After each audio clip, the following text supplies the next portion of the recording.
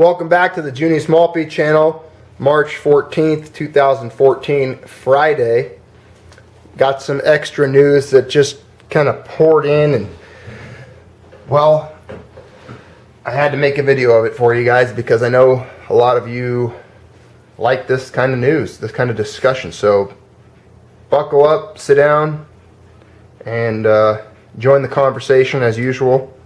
Throw your comments below, and let's talk about what's happening. Big headline jumped out, pulled off the off CNBC just a couple minutes ago. Was that Russia transferring dollar holdings offshore? That's the headline. Go ahead and read you a quick little article here and then bring up a couple more headlines, so stand by. The Fed's custody holdings report is usually a sleeper, but this week there was a whopping withdrawal by some central bank. And while there is no evidence, speculation is that it was Russia. Foreign central banks' holdings of U.S. marketable securities fell in the week that ended Wednesday by $106.1 billion. And that was mostly treasuries. The holdings of U.S. securities held by the Fed for other central banks fell by $3.21 billion, the lowest level since December 2012. While traders say they suspect it was Russia, they don't know for sure, and it has not shown up on Russia's balance sheet. However, Mark Chandler, chief treasury strategist at Brown Brothers Harriman, said everything points to Russia, starting with the timing of Sunday's Crimean referendum and the potential for Western sanctions. He said rather than selling the treasuries, Russia simply transferred them out of the United States. Everything Russian President Vladimir Putin is doing is being extra cautious about retaliation, like bringing troops right to the Ukraine border, said Chandler. The other reason I say it's most likely Russia is you look at the countries that have the largest reserves. It doesn't feel like it's China because China has enough on its plate. Chandler said about half of Russia's foreign currency reserves are held in dollar-denominated instruments, and this would be about 80% of those dollar holdings. It could be somebody else, but it does seem circumstantial just on the timing alone, said Chandler. He also said there are precedents for this type of behavior by Russia. He pointed to the birth of the euro-dollar market, dollars outside the U.S. In 1956, when the Soviet Union invaded Hungary, it feared the U.S. would retaliate with financial muscle, and Russia-based Narodny Bank shifted dollars from the U.S. and deposited them in its London branch, he noted. So it looks like if that's true, and Russia just dumped about 80% of their holdings in dollars, that's a significant amount. Or if they just transferred them and they're preparing to dump them or move them into other currencies or gold. So that's pretty interesting news right there. Now let's continue. Russia may retaliate sanctions by demanding payment for exports in gold. That's another headline. Plunge in treasury holdings at Fed triggers speculation of Russia. Russia preparing to dump its treasuries holdings? ? That's on the Forex Live blog. The massive drop in the Fed's custody holdings of treasuries. Did Russia just move its treasury holdings offshore? Highly cited Wall Street Journal blog. Fed custody holdings record decline fuels Russia speculation. So we got a lot of news coming out now. There's a rumor about the petrodollar, petro gold. You know, Russia could start trading oil for gold rather than oil for dollars. We've heard of this before, that link between oil and the dollar, and how being that oil is denominated or valued in dollars, all it takes is nations to begin to move away from that and begin trading oil for gold instead of dollars. Would give a significant boost in the recognition of gold as the new currency, as the go-to investment vehicle, the vehicle in which they use to move wealth and buy and sell commodities such as oil. So again, we're in dynamic times, guys. There are things happening. This is shaking and movement. This is some shifting going on. Definitely things to pay attention to. So keep your eyes on this. Pay attention to the U.S. stock market as it's retreating right now. After yesterday's drop, it's dropping again today. We're seeing a lot of strength moving into gold and the metal markets. And I think that's pointing in the direction of things to come and what's happening, what's taking place. We talked about this headline earlier, the nuclear option. That was earlier today we discussed Russia's threat to dump treasuries. I think they're going to go through with it. I think they should. I think it's a good on their part. If I was them, if I was sitting at the poker table of world politics and diplomacy, that's definitely a good card to have in your hand if you're Putin. The U.S. can threaten sanctions all day long. Obama and his administration can stamp their little feet and talk of costs and how this is going to cost you, Russia, and make all these threats.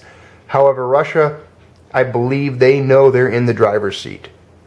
In this situation, they feel, and I think they're confident that with the state of the U.S. economy, with the fragility of the U.S. dollar as the world reserve currency, I mean, let's face it, other countries, they all know.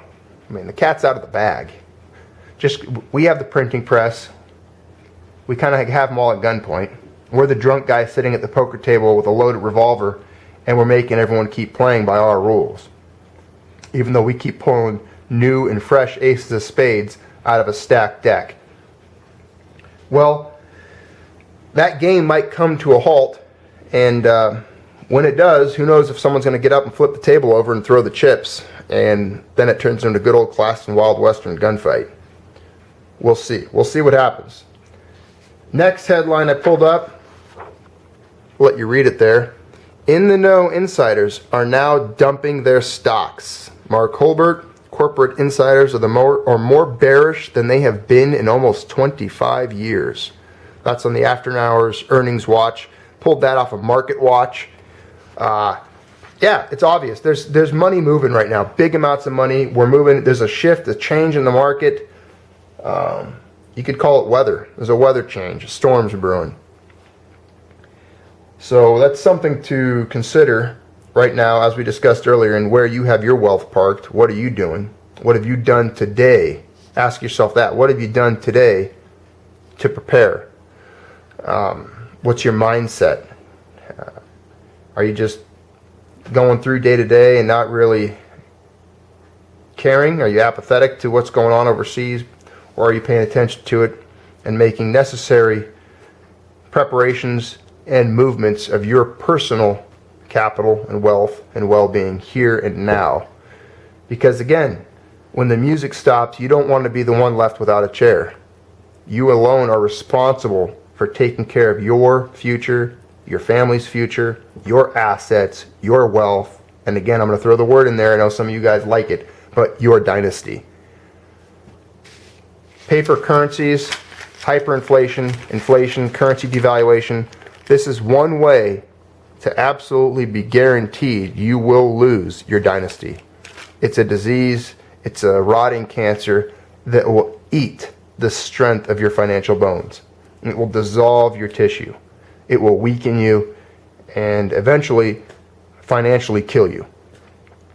So if you want some medicine, you want the antidote to hyperinflation, if you want to be immunized from the statists and the totalitarian regimes out there that manipulate currency and markets, you know where to go. You know what you're looking at. You know what to buy. And it's gold and silver. It seems like we beat this horse to death on this channel, don't we? Sometimes I feel redundant. I feel like I'm doing the same episode, the same video over and over again, just a different mix of words. But really, it changes day to day because the news changes day to day.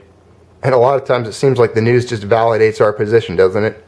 It seems like that's what we're doing here sometimes. I feel that all we're doing is continuing to talk about and validate why it is we stack gold. And maybe you need that reminder. I know sometimes I do. There were times when gold was getting crushed last year that I wouldn't say that I vacillated, but I definitely took a moment to pause and think, hey, is this gold really valuable? I mean, what am I doing here? I'm stacking gold. The markets are doing great. People that are buying and trading stocks are making a killing. And here I am stacking this inert metal that's been around on the planet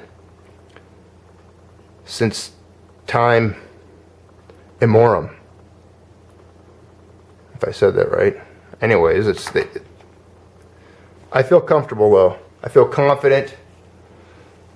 You know, I'm not getting rich doing it, but I am preserving the little bit that I have, the little bit of work that I've done.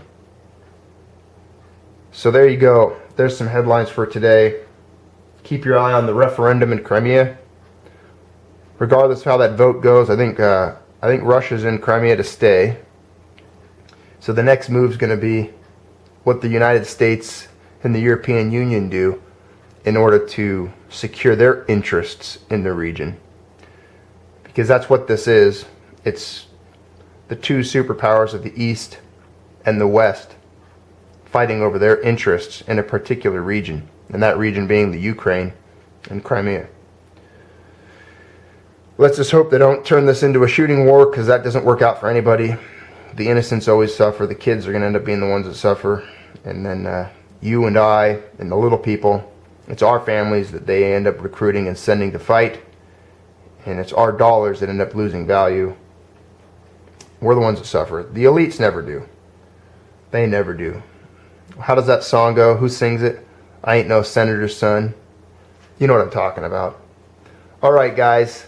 Again, thanks for being here. Thanks for participating. Hot Neo, throw one of your epic diatribes below.